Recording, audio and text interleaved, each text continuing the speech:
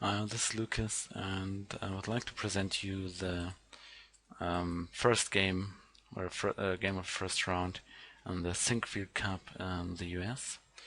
It's a 4-player round robin where the two best players of the US, Hikaru Nakamura and Gata Kamsky, as well as world number 1 and 2, Magnus Carlsen and Levon Aronian, are participating. And today, or let's say yesterday, the first game finished, first round, which saw 2 white wins, so 2 decisive results in the first round. And in this clip I would like to show you the game between Hikaru and Levon. Okay, e4, e5, knight f3, knight c6, bishop e5, a6, bishop a4, knight f6, castle, bishop e7, rook e1. So now the pawn on e5 is really threatened, therefore b5, b3, castle. And this is the first major branching point in black's system. You can either opt for this classical closed Sicilian, closed RUY LOPEZ lines with d6 to back up the d5 pawn, or you can try to push the d5 pawn in one go to the d7 pawn in one go to d5, introducing the martial counterattack. Well, if c3, black actually gets what he wants. He can always play d6 anyway, but d5 is the martial gambit. After e takes d5, knight takes d5, knight takes e5, takes, we reach the basic position of the martial gambit. It's a very, very serious opening. I mean, it's very dangerous, and it requires incredible memory work from both sides, because one single slip can actually lead to a crushing attack here on the king side. But Hikaru chose to avoid this and play a4. With a4, white is basically taking over the initiative, because d5 would simply ignore what white does with his last move, or did. I mean, after e takes d5, attacking the knight, good, queen takes d5 is obviously bad. Knight takes d5, and now a takes b5. You have some problems, because you cannot recapture. The rook on a8 is hanging, so therefore there's a pin. And if the knight moves, let's say to d4, you can just take on d5. Taking in between here is not good, because you recapture the bishop, hitting the rook, the pawn, and this pawn, completely winning. Therefore, queen takes d5, and knight takes e5, for example, and it's just bad for black. Therefore, Aronian chose to go for b4.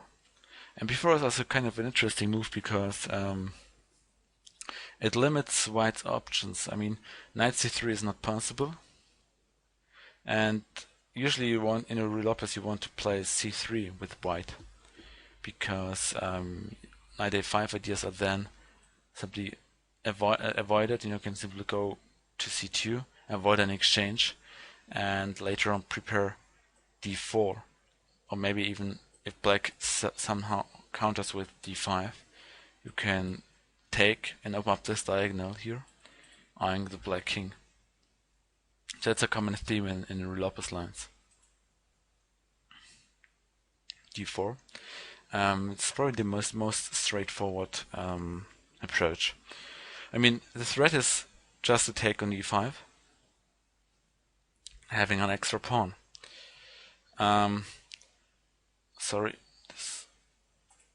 After d4, taking on d4 is certainly risky, because e5 might come. That's one drawback of not having played d6.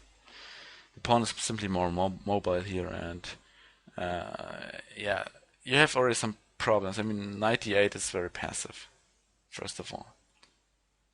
Second, knight h5 after g4 simply loses the knight. The knight is completely dominated. He cannot go to f4 because of the bishop. He cannot go to g3 due to the pawns. He cannot go to f6 due to the e5 pawn. So he actually moved just due to this pawn. He cannot go to g7 because the pawn still stands there. So the knight is just lost. A common theme. Knight g4 is the only other move which I would say might come to mind, but after h3 you already have a problem because of the knight h6, bishop takes, g takes h6. The position of the king opened up very seriously. I mean, he has so many weaknesses, especially the pawn is also pinned, that I think white will simply launch an attack here. Something like this might come.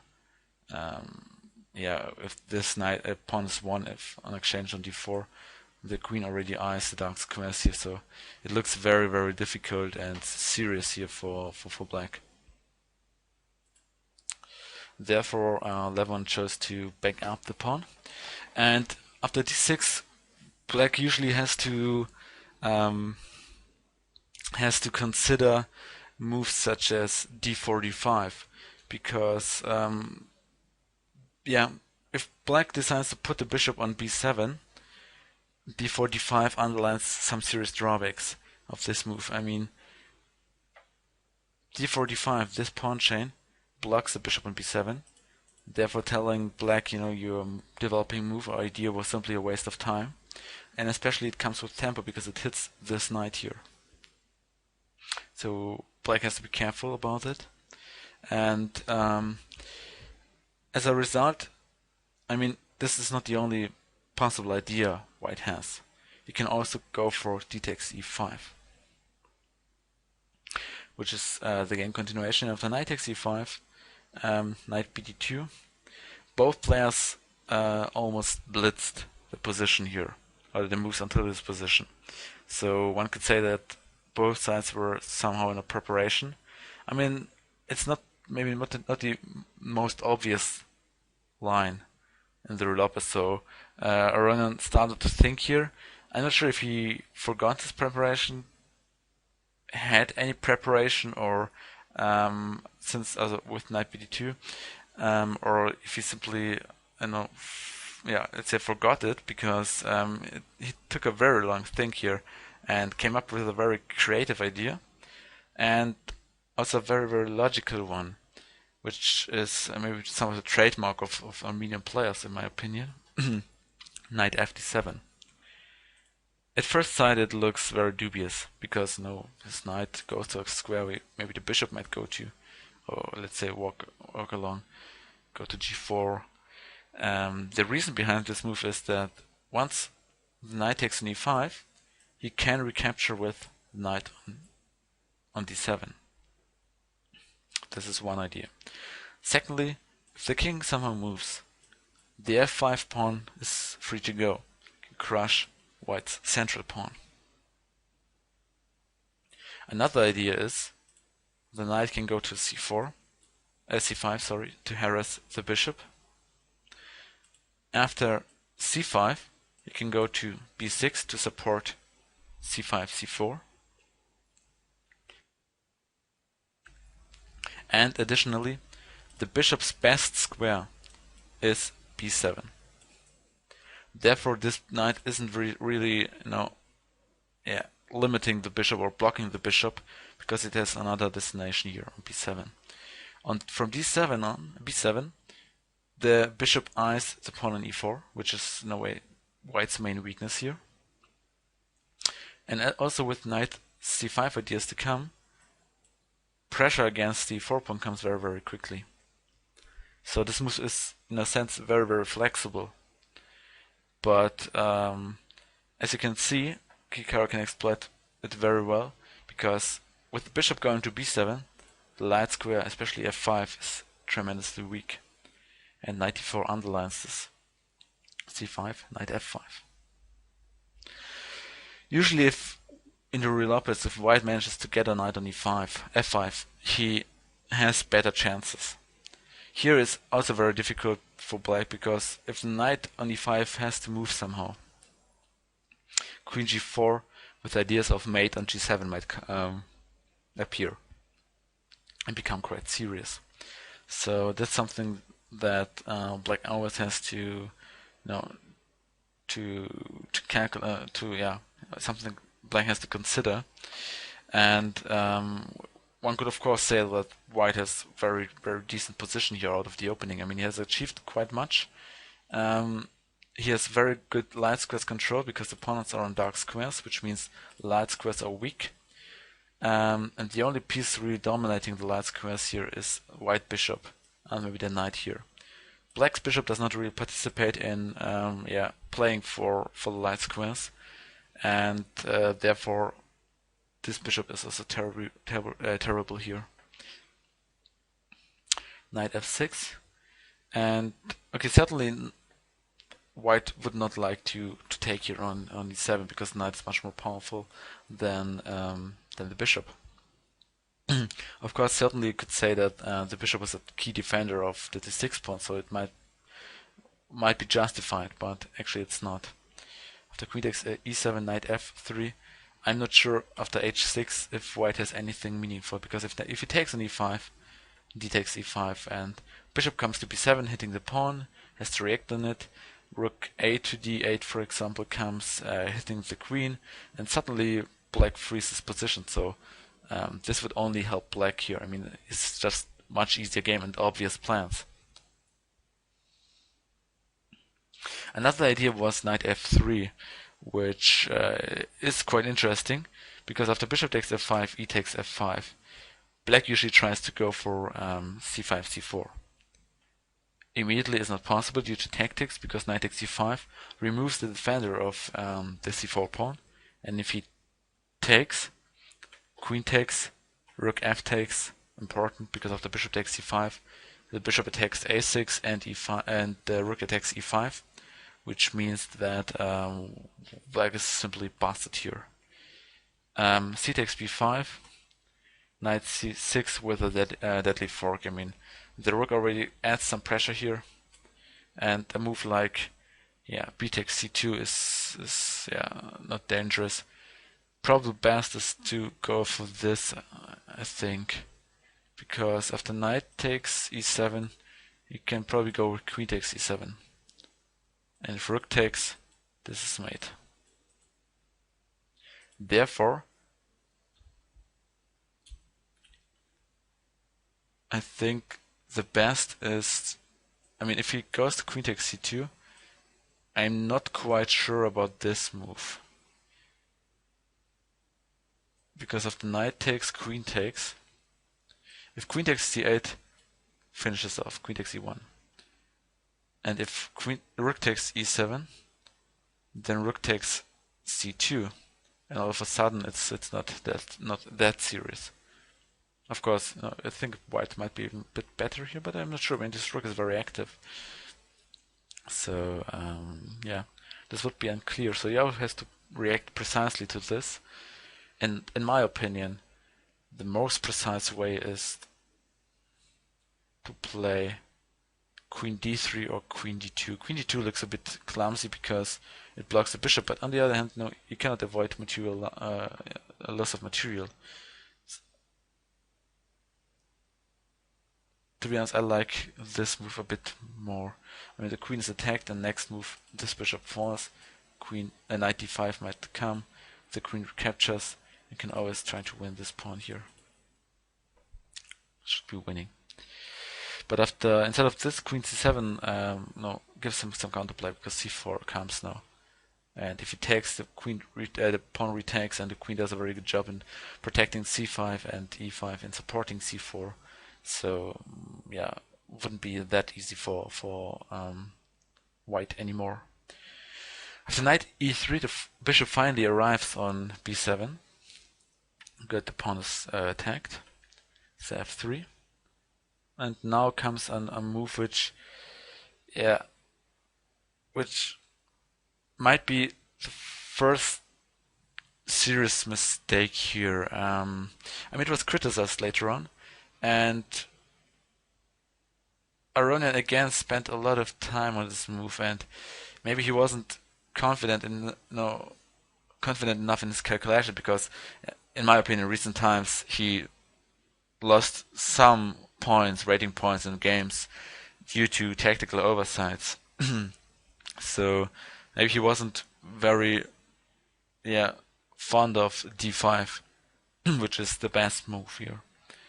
And actually it's the only reason to put the bishop on b7, because without this move, this pawn in here simply blocks the bishop. I mean, the only square it can really go to is c6, and this is not a beautiful square in my opinion. So d5 is, in a way, the position is calling for it, as someone would say. And after e takes d5, knight takes d5, knight takes d5, bishop takes d5. The only question is, what about rook takes e5? But after bishop takes b3, well, obviously the knight cannot take because of this. Winning.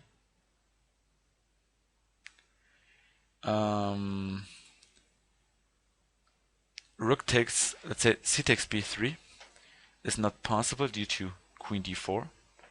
And after king h1, queen takes e5. It's nice symmetry. Simply being an exchange up. The right choice is rook takes e7, with the idea that after queen takes e7, knight takes b3. Rook a to d8, getting some initiative. Queen f1, important, c4, with the idea of distracting the queen, because after queen takes c4, rook d1 comes with a very serious threat of simply mating. So he would have to give up the queen. But probably after rook e8, I mean threatening mate, something like this goes there. I'm not quite sure, I think it's just lost. Maybe you even have to protect it first, something like, maybe, queen c4, I think. It's just waiting for black. But after rook takes e7, queen takes, knight takes, rook a to d8, queen f1, c4, and knight d2, which is important. Black has the surprising move queen c5, which gives him enough play. Because after queen f2, queen e5, knight still cannot take because of the rook check. And despite his material advantage, I think black is very, very good. I mean, despite white's material advantage, black is very, very good, because in general two pieces are superior to a rook. But why is it so? The reason is just because if they are coordinated, they can simply attack better two squares. For example, if a knight and a bishop attack one square, the rook won't be able to protect it. Because one of those two pieces can always grab the pawn or the piece, and if the rook retakes, he will simply end up with a piece down. So the real strength of two pieces, two minor pieces against the rook appears if the two pieces here are actually coordinated. If they lack in coordination, as can be seen here, they are practically of no use here. I mean, the bishop has only one job, which is to protect the knight on d2, and besides this, I cannot see anything, and it's very, very serious. But this would be very strong for black, and probably he just missed queen c5 here. I mean, until knight e2, it's quite easy to calculate, just obvious moves. So the queen c5 is a bit tricky, and especially c queen e5. No, I mean 7-8 moves ahead. To calculate 7-8 moves ahead is not easy, even for the world number 2 player. I mean, yeah, as I mentioned, this is even mate. I mean, rook d1 only move, queen d4. What? No, okay, not mate. Okay, the knight controls e3, but without the knight it would be mate. So bishop e3 takes, and next the knight falls. winning. Okay.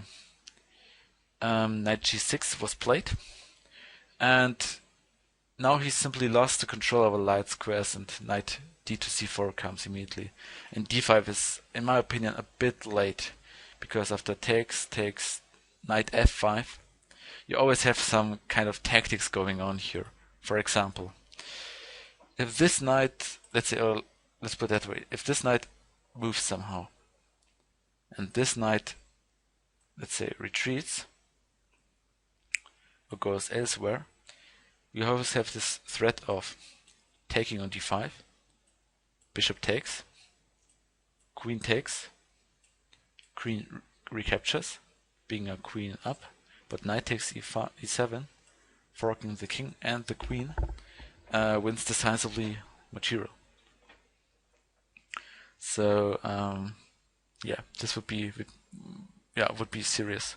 That's a tactic you always have to keep in mind. I mean, it's not possible right now, and probably not in the near future, but it's something that you should be careful and cautious about.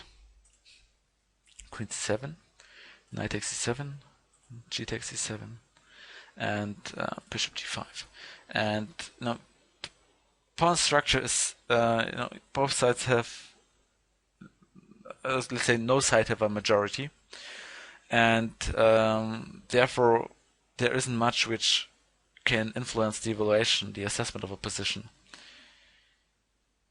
In that case, I would say black has more space in the queen side, but the structure is a bit weak, especially the pawn on c5 is not very good.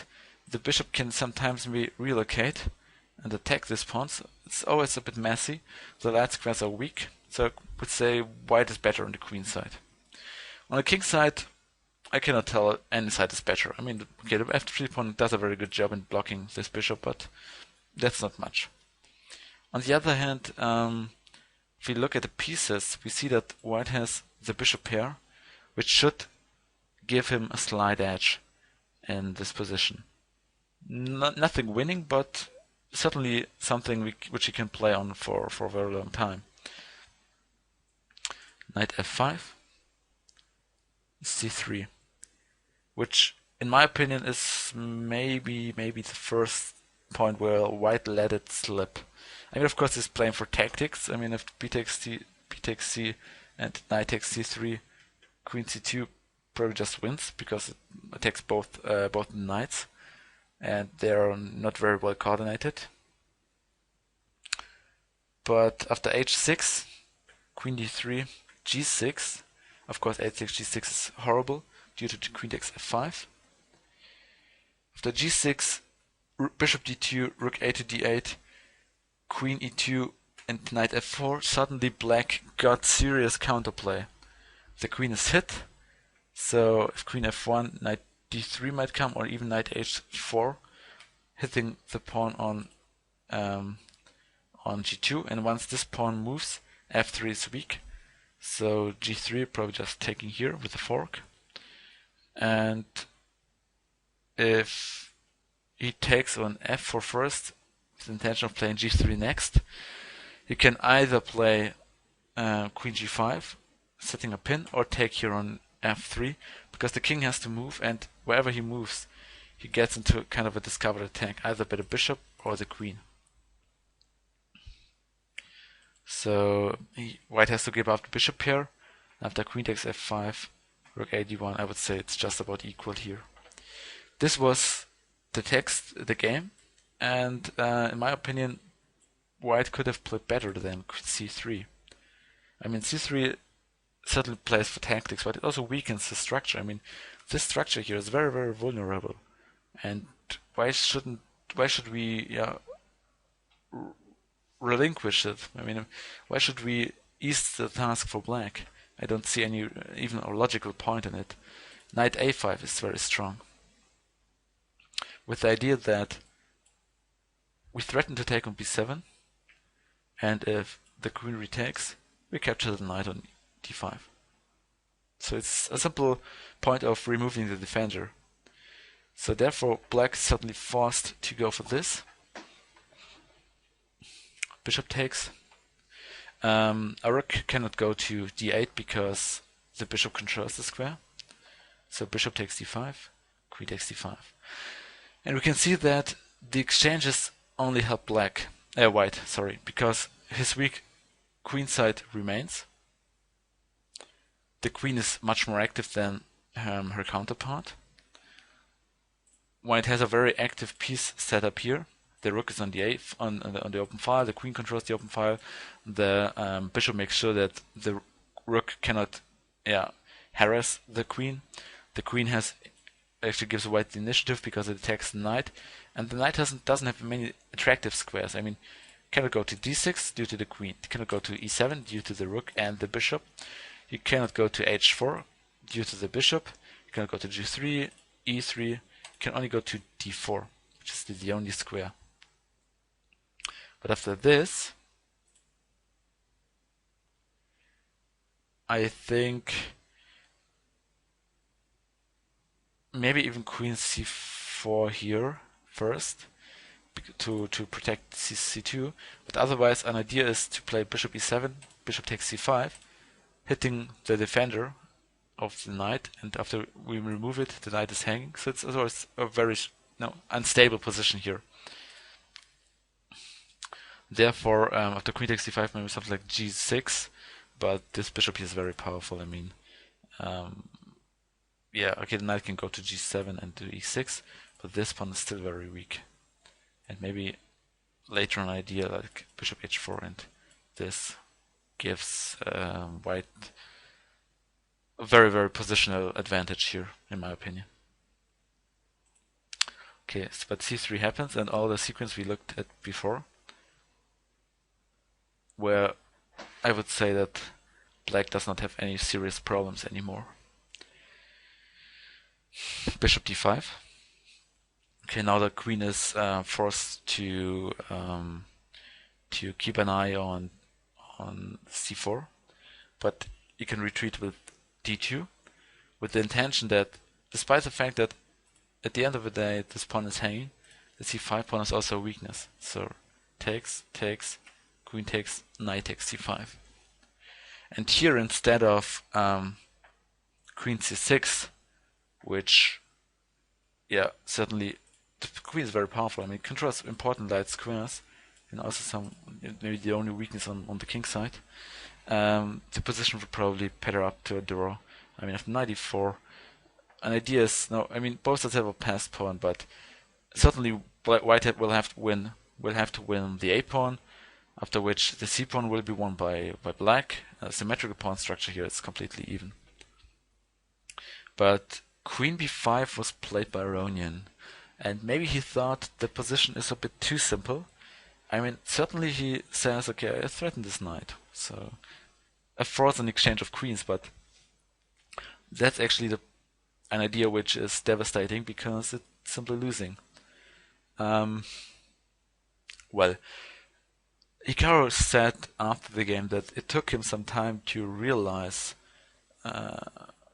why this move is particularly bad, and it came after some seconds that after queen takes b5, a takes b5, all of a sudden a nice little tactic is possible. Knight d7. I mean, it attacks the rook, so what would be more natural than moving the rook? But now comes knight f6 with the fork on the king and the rook, and the position is lost. I mean, I'm not sure here, for example.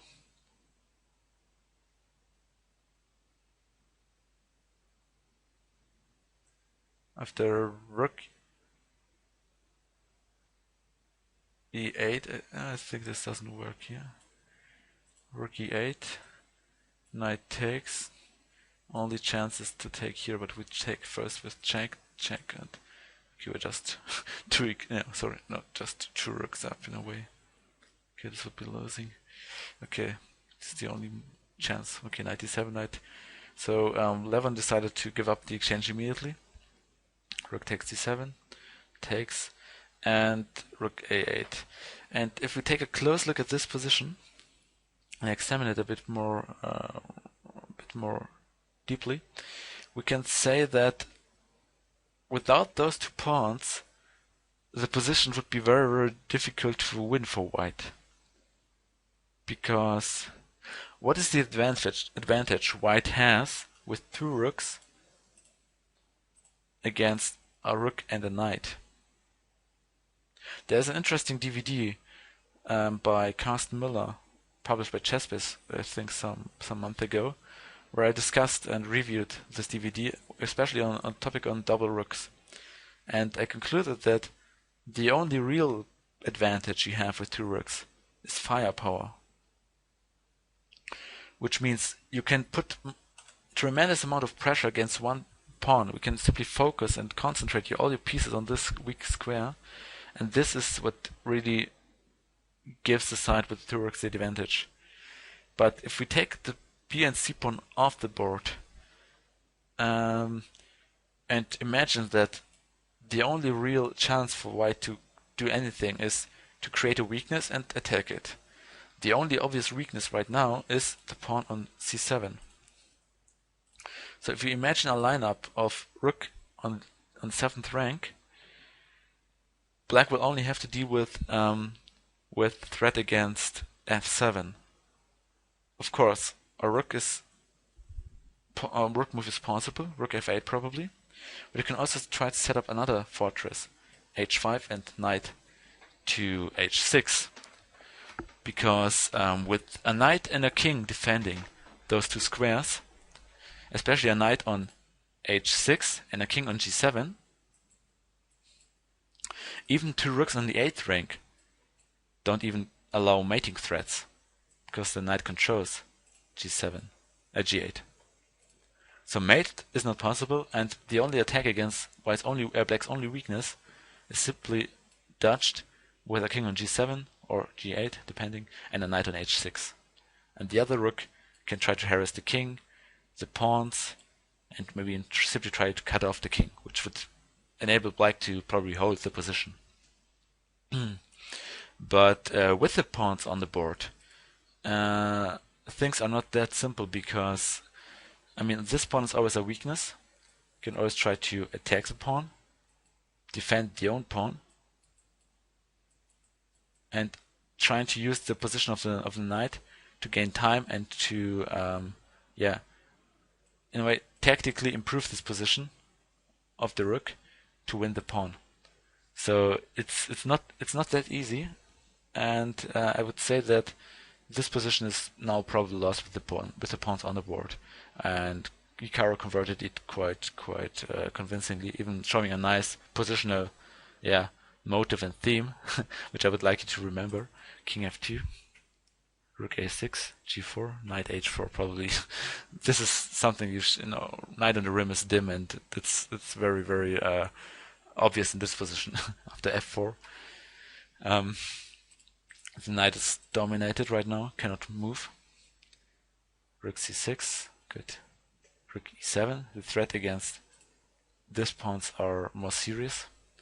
Because let's say if he takes here, takes, the threat is always to check, go there, and deliver a serious mating threat here, basic mate. So rook F6, good, attacks the pawn, we defend the pawn, attack the knight, G5, F5. And if you look at the position, this pawn chain here does a very good job in simply dominating this the knight. I mean, probably best you could try is to sacrifice the knight, but this is obviously not very, very good. I mean, the knight cannot go to G6 because the pawn controls it. He cannot go to F5, or can sacrifice itself. He cannot go to F3, cannot go to G2 due to the king. And the knight is completely out of the game. And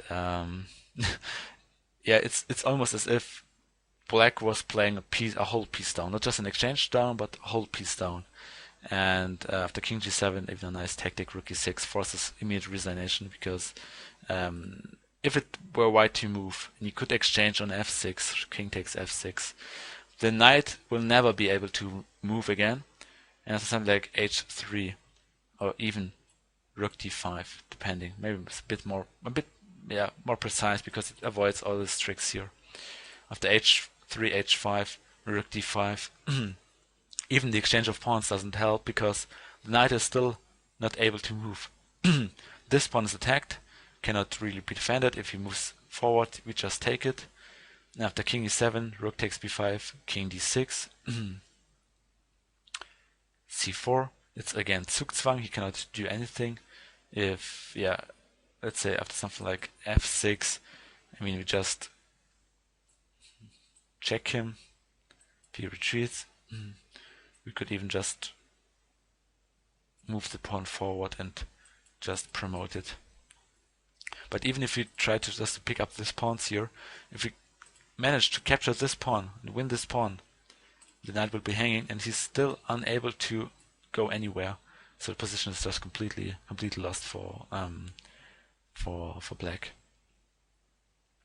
Yeah, well, I mean, it's a very nice game, and actually we could see the Spanish torture applies in this game in its basic form, probably even. So it's very nice play by Hikaru, and I would recommend you to study this example, especially regarding this light squared strategy here, which is something, it's simply a game you should know.